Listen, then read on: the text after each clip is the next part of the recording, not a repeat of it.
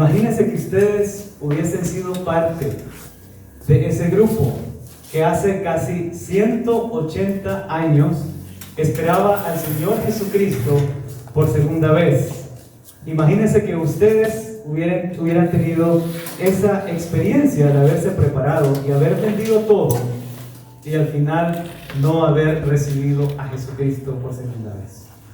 Este evento, conocido como el Gran Chasco, para muchos es una prueba de que la Iglesia Adventista del Séptimo Día es un fracaso. Amén. Así han dicho, ¿sí? A mí me lo han dicho.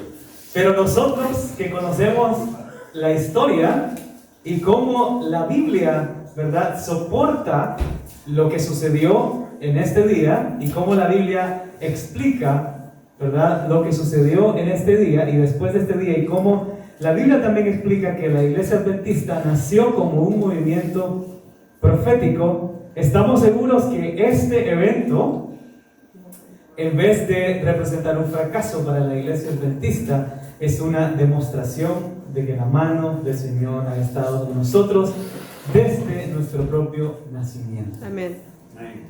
Es importante, como dijo la sierva del Señor, ¿verdad?, que nosotros no olvidemos cómo el Señor nos ha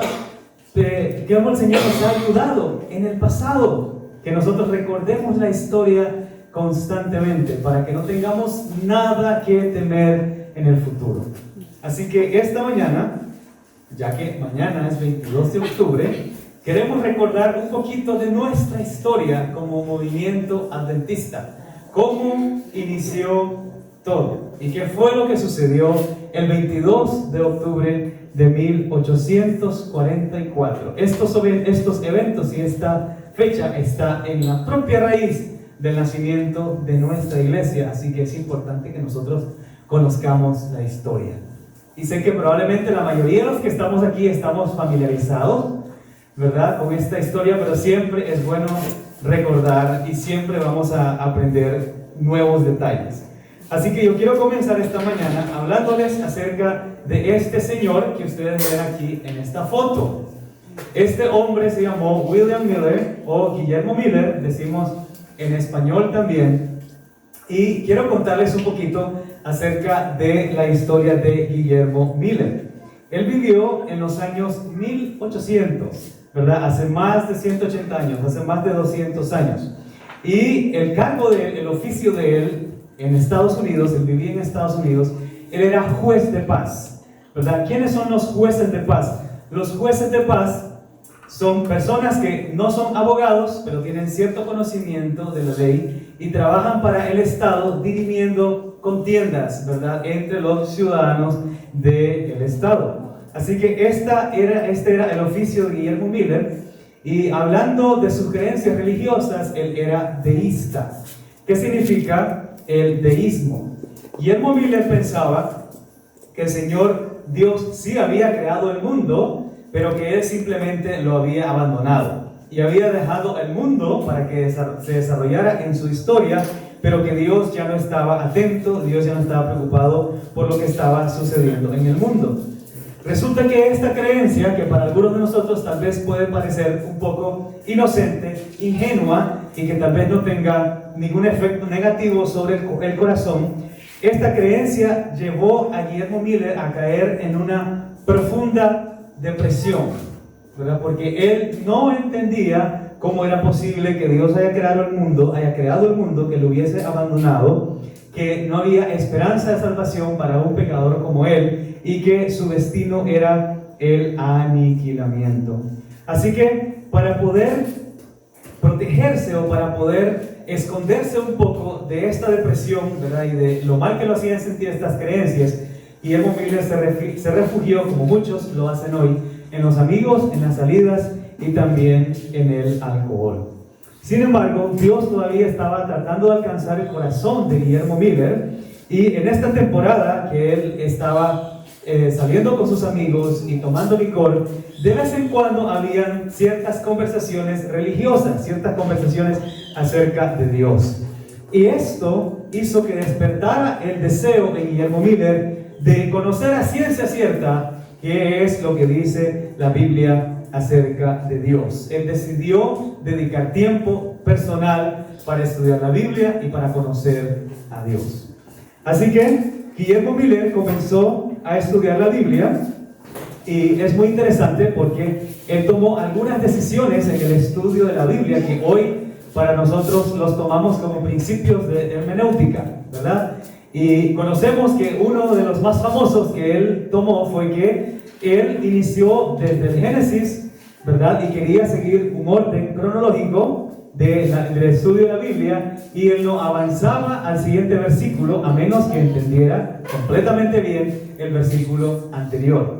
Esa es una decisión que él tomó, ¿verdad?, durante su estudio. En aquel entonces ya sabemos que no existía la tecnología que tenemos hoy, no había internet, no había teléfonos, no había Biblias digitales, no había comentarios digitales, absolutamente nada. Todo lo que él usó para estudiar la Biblia fue una concordancia, ¿verdad? Su Biblia y una concordancia. Al poco tiempo, la Biblia se convirtió en el libro favorito de Guillermo Miller. Y Jesucristo llegó a ser para Guillermo Miller el más señalado entre 10,000. Y él no deseaba nada más que pasar tiempo con el Señor a través de su palabra y conocer más a Jesucristo. Sus ansiedades y su depresión se fueron por medio del estudio de la Biblia. En sus estudios de la Biblia hubo un pasaje muy interesante y muy conocido para nosotros como adventistas del séptimo día que llamó poderosamente la atención de Guillermo Miller. Y ese pasaje es, vamos a leer la Biblia, Daniel capítulo 8, versículo 14. Daniel capítulo 8, versículo 14. Y yo creo que podemos decirlo de memoria. Hasta 2300 tardes y mañanas, y luego el santuario será purificado. Daniel 8, 14. Así que Guillermo Miller le llamó la atención y él quería saber qué eran estas 2300 tardes y mañanas. En ese entonces existía la creencia popular de que el santuario representaba a la tierra. Así que él llegó a la conclusión de que si él descubría cuándo iban a finalizar las 2300 tardes y mañanas, ¿verdad?, él iba a saber el momento en el que el santuario, es decir, la tierra, iba a ser purificada. Y él entendía que esta purificación se iba a llevar a cabo a través de los juicios de Dios en su segunda venida. Así que él decidió estudiar la Biblia y se comprometió para descubrir cuándo iniciaban y cuándo finalizaban los 2300 días, 2300 tardes y mañanas de Daniel 8:14. Encontró el principio en la Biblia de que en profecía un día equivale a un año, ¿verdad? Que eso lo encontramos en Número 14:34 y en Ezequiel 4:6. Aplicando ese principio y estudiando un poco la historia y estudiando un poco más acerca de Daniel capítulo 9, los últimos versículos, donde aparece el evento de inicio de las 2300 tardes y mañanas como el decreto para reconstruir Jerusalén, Guillermo Miller pronto llegó a la conclusión de que Jesucristo iba a llegar entre los años 1843 y 1844. Esto fue después de 3 años de estudio constante, profundo. Él pasaba días y noches estudiando la Biblia y orando al Señor para que le diera sabiduría. No eran solamente devocionales de 10 minutos en la mañana que lo llevó a esta conclusión. Fueron esfuerzos fervientes de oración días y noches. Su propia esposa no entendía lo que estaba pasando y probablemente pensó que él estaba loco, ¿verdad?, por tanto tiempo que él dedicaba al estudio de la Biblia. Después de los 3 años de estudio, él estaba completamente emocionado porque Cristo iba a regresar por segunda vez, pero él no tenía valor de presentar esta verdad porque pensaba que las personas no iban a creerle y que tenía argumentos en contra de sus creencias. Así que él dijo: voy a estudiar más y voy a pensar en todos los argumentos que puedan tener las personas y voy a encontrar argumentos, ¿verdad?, a favor de mi creencia. Así que Guillermo Miller dedicó 5 años más al estudio de la Biblia y específicamente esta profecía de las 2300 tardes y mañanas. Después de 8 años de estudio, Miller llegó a la misma conclusión: aquí no hay vuelta de hoja. Jesucristo regresa por segunda vez entre 1843 y 1844. Sin embargo, en su debilidad, él tampoco tuvo el valor de pararse enfrente de la gente y predicar que Cristo regresaba por segunda vez. Así que decidió dedicar más tiempo al estudio de la Biblia para estar todavía más convencido de que estas cosas eran así. ¿Y cuánto tiempo más creen ustedes que dedicó Guillermo Miller? 8 años más. En total estudió su Biblia intensamente durante 16 años, la edad de Eduardo. Toda la vida que tiene Eduardo, Guillermo Miller la invirtió estudiando la Biblia, ¿verdad? Especialmente esta profecía de las 2300 tardes y mañanas, y se dio cuenta nuevamente de que Cristo regresaba alrededor de 1843 y 1844. El Espíritu Santo comenzó a trabajar en su corazón y él constantemente escuchaba, tenía una voz en su mente que le decía: ve y dilo al mundo, ve y dilo al mundo. Pero él todavía después de 16 años y con semejante convicción no tenía el valor de salir y predicar al mundo. Sin embargo, él se fue en oración delante del Señor y le pidió algo que para él probablemente parecía imposible. Él nunca había predicado un sermón creado por él mismo, y él le dijo al Señor: Señor, si a mí me invitan a predicar, yo voy a ir, pero yo no voy a tomar la iniciativa, simplemente no tengo valor, pero me comprometo que si tú envías a alguien para que me invite, yo voy a ir.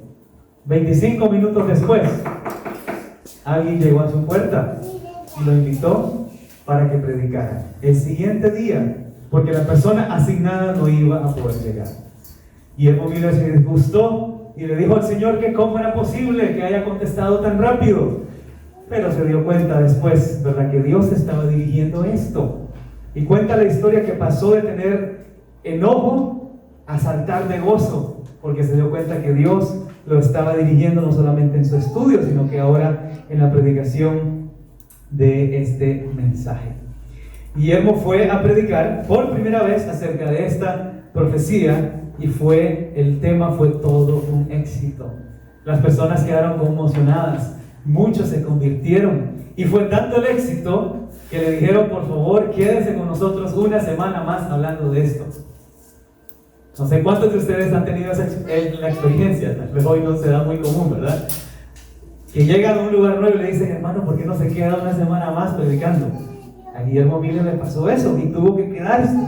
La noticia de que Cristo regresaba por segunda vez comenzó a dispersarse por todo el vecindario de esa iglesia y también a través de otras ciudades y otros pueblos cercanos a ese lugar. Muchas personas eran convertidas y las invitaciones para Guillermo Miller comenzaron a llegar. Bautistas, metodistas, presbiterianos, todos ellos estaban en una competencia para ver quién tenía a Miller en su iglesia, escuchando acerca de este maravilloso sermón de la segunda venida de Cristo entre 1843 y 1844. Donde sea que Miller predicaba, había almas convertidas. Él llegó a calcular que por esfuerzos personales, no acerca del sermón, ¿verdad?, esfuerzo personal de persona a persona, él llegó a calcular que alrededor de 6,000 personas se convirtieron al Señor por su trabajo. Sí. Imagínense cómo el Señor lo estaba utilizando. 6,000 personas por esfuerzos personales.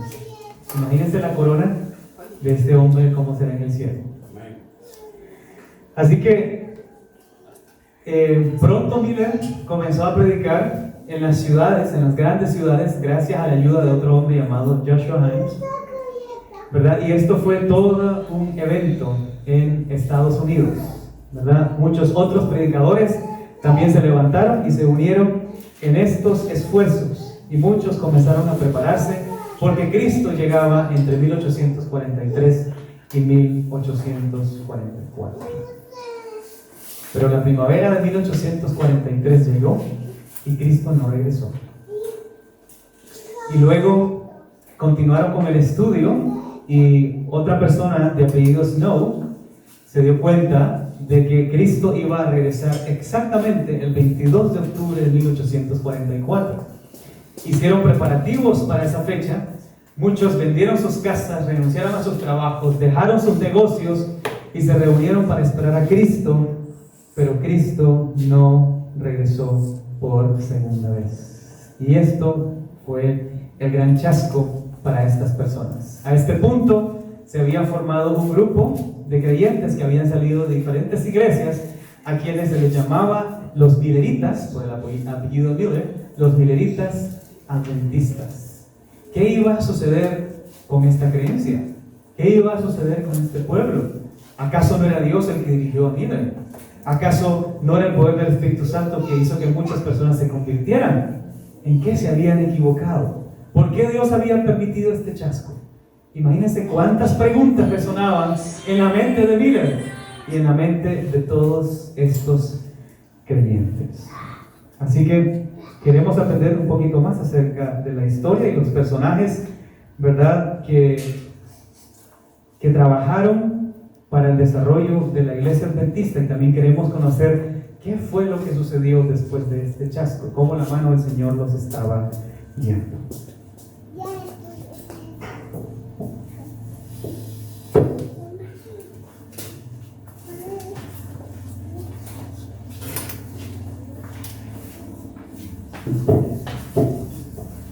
Que el Señor les bendiga, hermanos.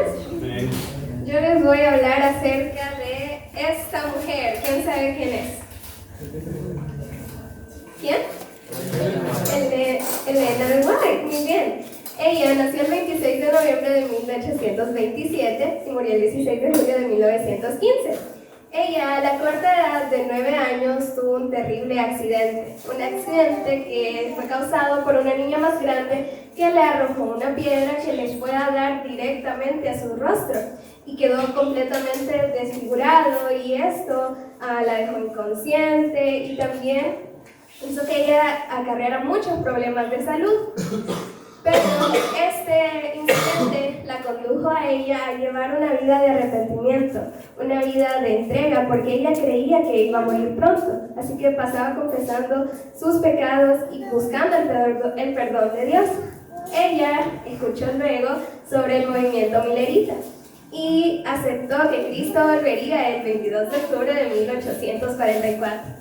Elena de White creía fervientemente esto y estaba muy emocionada, así que ella fue una de las que esperó, pero también fue uno de los que quedaron chasqueados.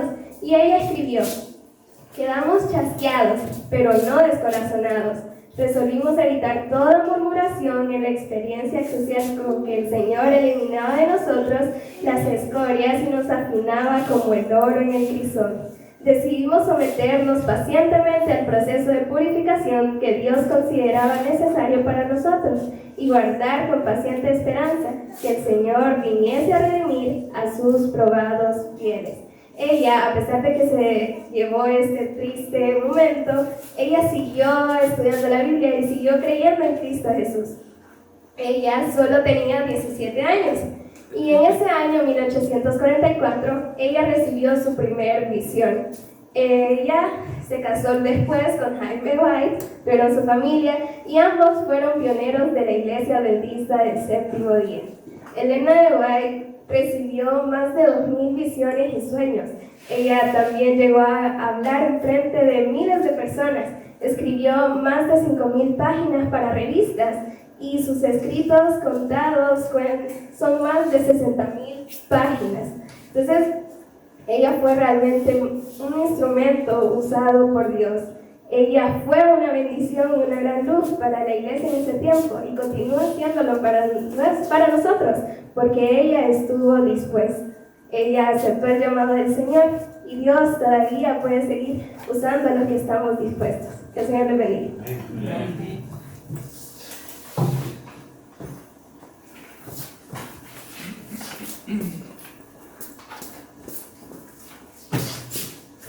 El Señor les bendiga, mis hermanos. Yo voy a hablarles de Jaime White. Él también vivió una vida muy sufrida, así como lo fue Elena de White. Él dice que era una persona muy enfermiza. A la edad de los 3 años, él quedó obispo. Entonces, por esa razón, no pudo continuar su escuela. Así de que él vino y como su padre era granjero, él comenzó a trabajar con su padre. Por eso, él era una persona muy robusta. Milagrosamente, a los 16 años, él dice que volvió a recobrar nuevamente su vista. Y así que él decidió, a la edad de 19 años, regresar a la escuela. Y una de sus primeras metas era llegar al nivel de sus compañeros, alcanzar nuevamente su nivel académico. Así que en 3 meses él recibió un título de maestro y comenzó a dar clases, pero continuó estudiando. Estudiaba 18 horas al día, así que era un gran esfuerzo que él hacía solo para alcanzar nuevamente su nivel académico. Por su padre y su madre, él se dio cuenta de que Jesús venía en 1844. Conoció del mensaje milenita, así que él comenzó a hablarle a sus alumnos y a predicarles de que Jesús estaba pronto en venir. Y obtuvo un gran resultado. Así que por esa razón, su familia, su padre y su madre le dijeron: ¿por qué no te haces pastor y comienzas a predicar? Así que él quedó analizando y aceptó el llamado. Y se dedicó a ser un pastor y comenzó a predicar por los siguientes 2 años hasta el año 1844. En este periodo de tiempo dice que hubieron 1000 almas alcanzadas por el esfuerzo que él hizo. Así que después llegó lo que es el gran chasco, y fue también para él un momento muy difícil, ya que él había dedicado tiempo, esfuerzo y todo porque estaba esperando a su Salvador en ese entonces. En el año 1846, el 30 de agosto, se casó con su esposa Elena de White y tuvieron 4 hijos. Lamentablemente tuvieron la pérdida de dos de sus 4 hijos. El primero se murió uno de sus hijos mayores, el cual era Henry, y también perdió a su hijo pequeño de 3 meses. Él recibió un llamado de su esposa Elena de White a que aceptara ser el presidente de la primera casa editorial. Y él tuvo una de las 3 primeras revistas. Y así él comenzó a luchar con esta casa editorial. Luego dejó de ser presidente de la casa editorial y luego aceptó el llamado de ser el presidente de la Asociación General. Y estuvo por 3 periodos seguidos. Calculadamente son como 15 años siendo el presidente de la casa editorial. Y acá hay una cita que se dice de él, de que no hay otro hombre más valioso como este hombre, Jaime White. No se ha encontrado ningún otro pionero como lo fue Jaime White, porque él vino y entregó todo para la causa de Dios.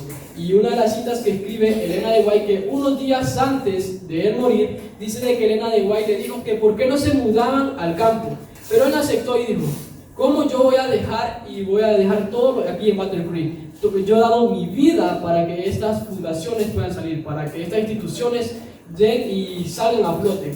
No puedo dejar y irme al campo y saber de que estos instrumentos que Dios está utilizando sean mal dirigidos por una mala persona. Yo veo que cada persona que va a dedicar cada tarea sea una persona que esté muy espiritualmente, que esté consagrado al Señor y que sepa hacer bien el trabajo, porque no quiero ver caer estas instituciones y que sean mal dirigidas. Es como que me den la muerte a mí mismo. Así que decidieron quedarse allí en Battle Creek. Y Elena de White nunca se imaginó que ese iba a ser su último viaje con él. Dice que de ser un calor intenso pasó a ser muy frío, y entonces él se tomó ese frío y se enfermó. Así que a ella le llamaron cuando él estaba en cama y ella miró de que su esposo se estaba muriendo. Él aún entendía todas las preguntas que se le hacían, pero solo respondía sí o no, nada más. Entonces ella vino y le dijo: te estás muriendo. Pero dice que en su rostro no hubo ninguna sorpresa, porque él sabía que sí se estaba muriendo. Entonces le preguntó de que si aún amaba a Jesús, que si Jesús era precioso para él, y él le dijo sí. Y luego ella comenzó a decirle de que Jesús lo tenía bajo sus brazos. Entonces él viene y le dijo sí o sí. Estaba muy decidido. Así que vinieron y oraron, y dice de que hubo un rostro de paz, y él entonces pudo morir. Y para Elena de White fue muy difícil la pérdida de su esposo, pero vino y le entregó, dice, y cuando él murió le dijo al Señor: oh Señor, te entrego mi tesoro, cuídamelo hasta la resurrección. Entonces fue algo muy hermoso, de que este hombre tuvo toda una vida de dedicación al servicio del Señor. Que el Señor te bendiga.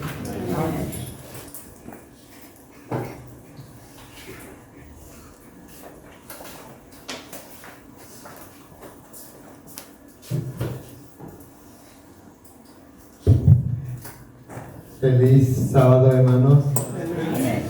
Les pido que se pongan de pie, por favor. Vamos a cantar un canto 1-7-1.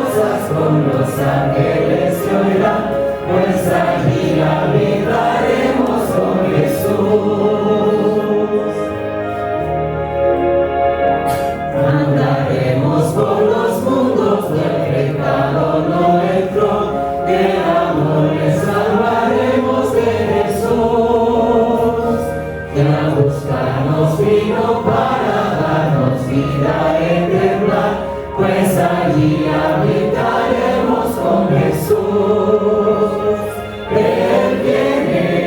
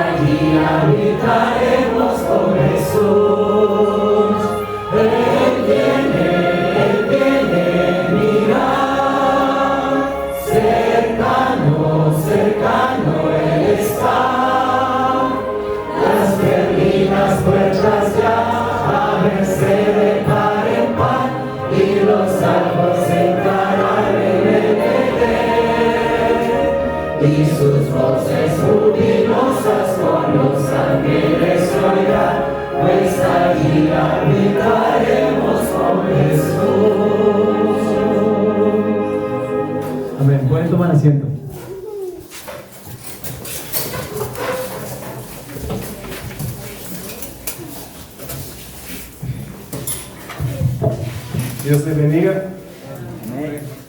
¿Quién conoce a este hombre? ¿Cómo se llama?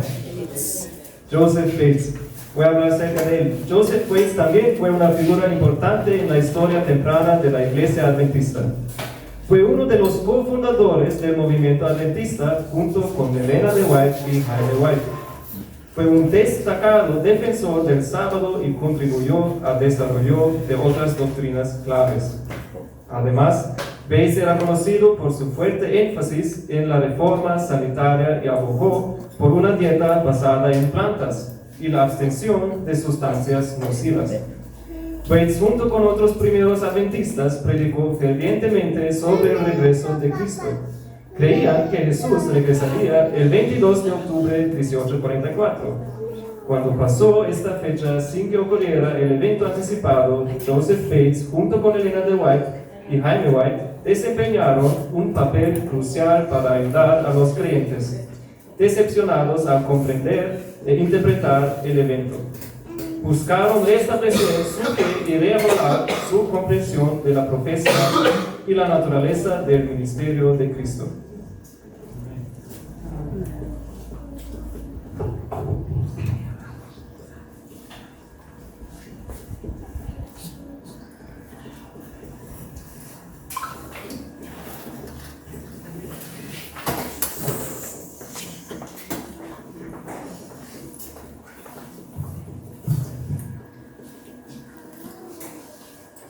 Buenos días, hermanos, feliz sábado. Amén. Yo puedo hablar de otro pionero muy importante.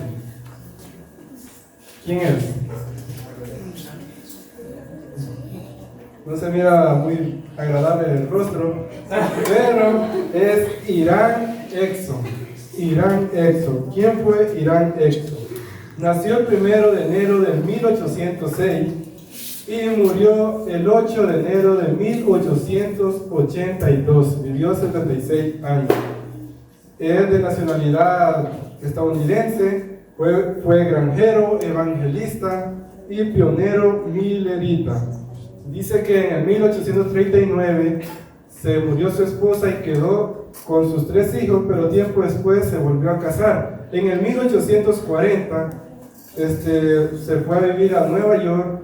Y ahí dice que fue su hogar como un culto para las demás personas que se reunieran y pudieran adorar el nombre de Dios y aprender más acerca sobre la venida de Jesús de 1844.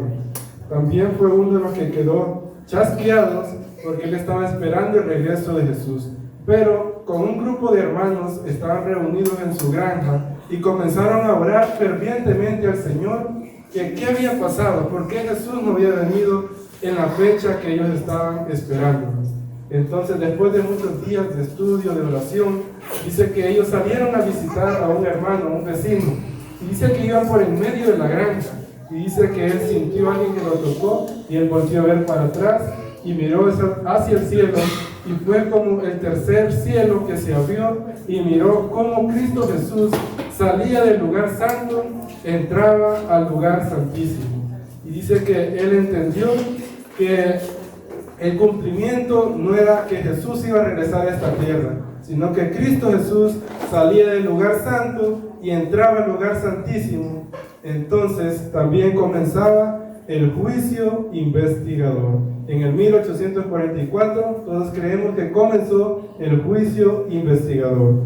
Así que ya con esto que Jesús le había revelado, fue privilegiado por ser el primero en saber lo que ocurrió, qué fue lo que ocurrió en el 1844. Entonces miramos que él entregó su vida en el servicio de Dios y así fue un pionero para la iglesia adventista. Que el Señor le bendiga.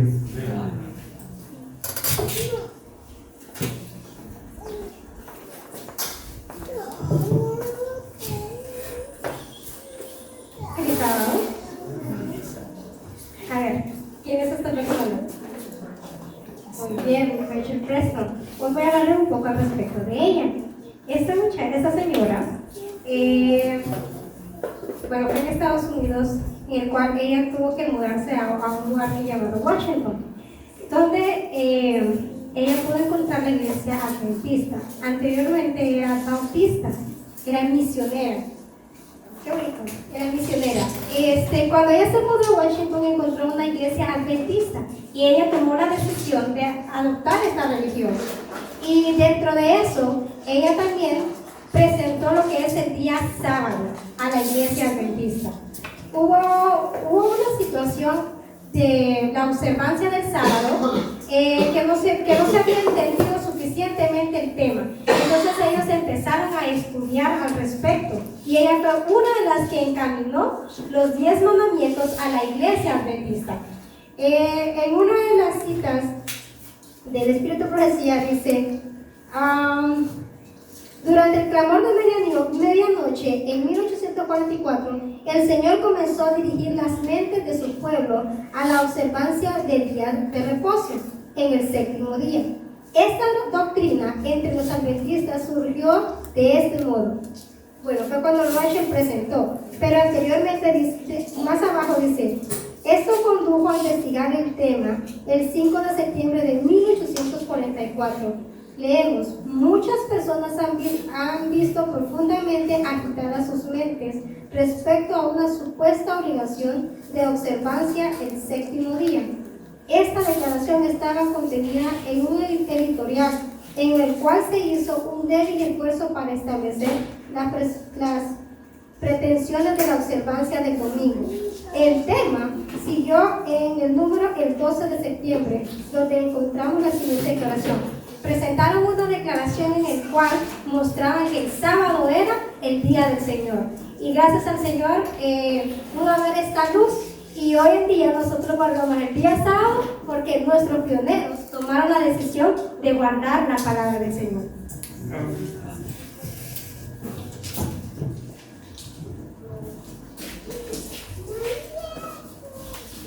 Así que, hermanos, hemos visto un poquito de la historia de nuestra iglesia adventista al séptimo día, y ya ustedes pueden ver, ¿verdad?, cuáles fueron las razones por las cuales se decidió establecer ese nombre para nuestra iglesia adventista, porque creemos en el segundo advenimiento de Cristo. Y aunque hoy en día no tenemos una fecha, ¿verdad?, específica, determinada del segundo advenimiento, sin embargo seguimos creyendo que es inminente el segundo advenimiento de Cristo, y también del séptimo día, como ya Lilian explicó. Así que a través de la historia podemos ver la mano del Señor, cómo Él estaba conduciendo a nuestros pioneros. Y hay varios versículos en la Biblia a los cuales se les llamó la atención a estos pioneros, ¿verdad? Solamente vamos a leer uno en esta ocasión. Vamos a irnos a Apocalipsis capítulo 10, Apocalipsis capítulo 10, y vamos a leer los versículos del 8 en adelante. Apocalipsis capítulo 10, versículo del 8 en adelante. Este fue uno de los capítulos a los cuales el Señor dirigió la mente, ¿verdad?, de estas personas que estaban iniciando este movimiento, donde ellos pudieron entender un poco más que ya estaba predicho, ¿verdad? Este evento, este chasco no fue una casualidad, no fue un error, sino que ya estaba predicho. Versículo 8 dice: la voz que oí del cielo habló otra vez conmigo y dijo: ven y toma el librito que está abierto en la mano del ángel que está en pie sobre el mar y sobre la tierra. Y fui al ángel diciéndole que me diera el librito, y él me dijo: toma y cómelo, y te amargará el vientre, pero en tu boca será dulce como la miel. Así que aquí en esencia está escribiendo la experiencia que tuvieron los mileritas adventistas, ¿verdad? Ellos devoraron el libro de Daniel, especialmente el libro que hablaba acerca de las profecías, especialmente la profecía de Daniel 8 y 9, y cuando ellos devoraron este libro y entendieron la profecía, fue dulce para ellos el entendimiento, les dio mucha esperanza y mucha paz. Sin embargo, cuando llegó la fecha del cumplimiento del evento, fue amargo en su vientre, ¿verdad?, porque fueron chasqueados. Sin embargo, esto ya estaba predicho, y el Señor no los dejó en ese punto del chasco, sino que en el versículo 10 les dijo, en el 11, perdón, Él me dijo: es necesario que profetices otra vez sobre muchos pueblos, naciones, lenguas y reyes. Y ellos obedecieron a este mandato, y hasta el día de hoy, para nosotros como adventistas del séptimo día, este mandato sigue vigente para ir a predicar nuevamente, ¿verdad?, a muchos pueblos, naciones, lenguas y reyes. El 22 de octubre de 1844 no marca el final del movimiento adventista, marca el inicio.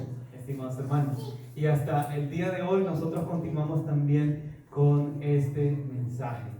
Y al entender, ¿verdad?, lo que aparece en Levíticos 16 y 23, como explicó un poco Adiel, ¿verdad?, los adventistas y levitas adventistas se dieron cuenta que lo que estaba sucediendo en el cielo era el pase de Cristo del lugar santo al lugar santísimo. El día de la expiación, el día del juicio inició en esta fecha y continúa hasta el día de hoy.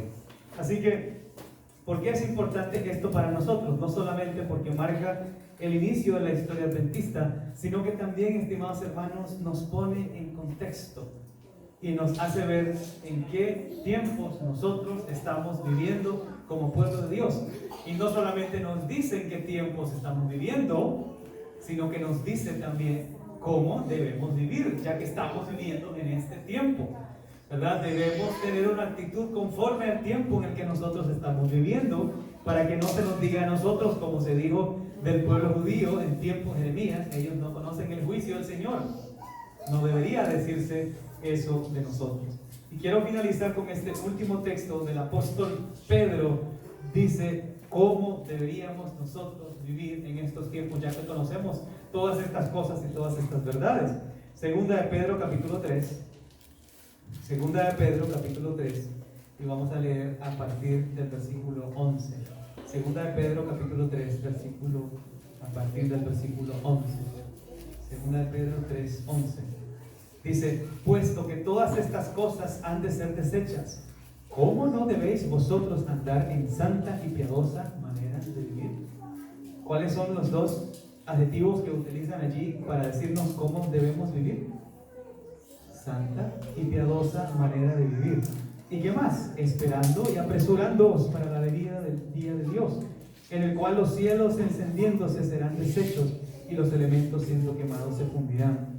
Pero nosotros esperamos, según sus promesas, cielos nuevos y tierra nueva, en los cuales mora la justicia. Por lo cual, oh amados, estando en espera de estas cosas, procurad con diligencia ser hallados, ¿qué? Ser hallados, ¿qué? Por Él, sin mancha e irreprensibles, en paz. Una vida santa y piadosa y ser encontrados por el Señor en paz, sin mancha e irreprensibles. Esa es una norma bien alta. Pero esas son las normas del Señor. Normas bien altas. Que el Señor nos ayude para tener fresco en nuestra mente esta historia y estos llamados, el tiempo en el que estamos viviendo y la actitud que se requiere de nosotros para que podamos estar listos. Y ojalá que podamos tener el espíritu que tuvieron nuestros pioneros esperando al Señor Jesús por segunda vez. Vamos a finalizar con una oración y después de la oración estamos divididos en las clases. Vamos a tener media hora hasta las 10:30 y regresamos nuevamente al salón.